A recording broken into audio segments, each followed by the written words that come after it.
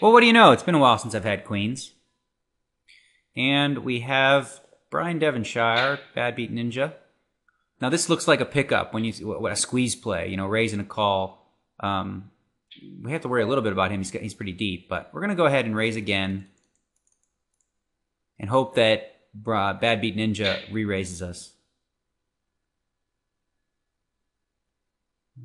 You know, they have to assume too that, you know, I'm probably going to make a move sooner or later. I can't always have it. I just happen to always have it. But, you know, your head's got to be thinking here. If you have ace king, ace jack, or 2 8s, 2 9s, that I could be just making a bluff here with ace 5 offsuit, which, you know, I will do in situations. But, okay, this is a dangerous situation with him folding. We wanted him to raise.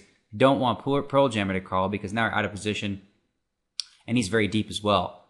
And queens is a tough hand to play out of position when you're playing deep stack. Now he could be what we call set mining, which means, okay, now this is a good situation for us. We could represent pocket kings here and check it all the way down. We're going to give him a 2-out. I think he might have a hand like 7s or 8s or 5s. So we're going to keep the pot small because we're not worried about really getting beat. I think that the most he has is 2 outs. If he has an ace in his hand, 3 outs. But I think it's more likely that he has a pocket pair. And I'm just going to check and then go for a value bet on the river and make it look like I have kings full. Oh, I mean, no, never mind. I mean, make it look like I either missed or have kings full.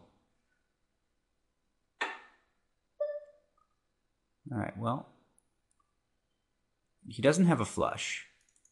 Most likely. He could have pocket 4s, and that would be kind of brutal. I'm just going to bet $30 and hope that he pays us off with an underpair that's not pocket 4s. We're protecting ourselves from being bluffed here. If you bet this flop and get raised, you put yourself in a tough spot. You have to guess, does he have the king or not? So by checking, it's, you know, pot control. We're not allowing ourselves to get bluffed off the hand. If he raises us here, that'll be ugly. We'd have to give him credit for pocket 4s. I don't see a flush. I think he would have bet the flop return with a flush draw.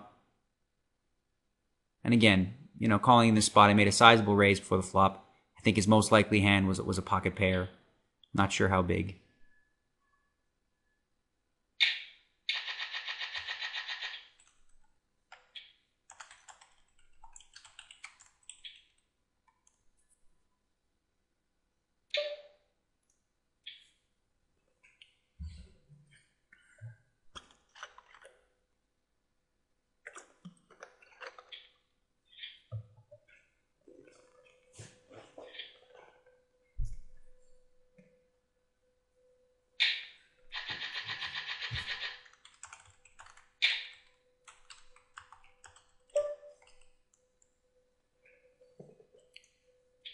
I don't mind, you know, seeing a situation like this, actually showing these guys that I've had it every time doesn't really hurt you, you know, if I tell them the truth about it, because they're still going to assume that I'm going to switch it up and make some moves based on that. And it's almost like you can reverse that by not doing it, you know, because it's going to be so, you know, your opponents are going to think sooner or later, wow, he's going to make a move. But if you don't do that, you are sort of, in a weird way, kind of making a move.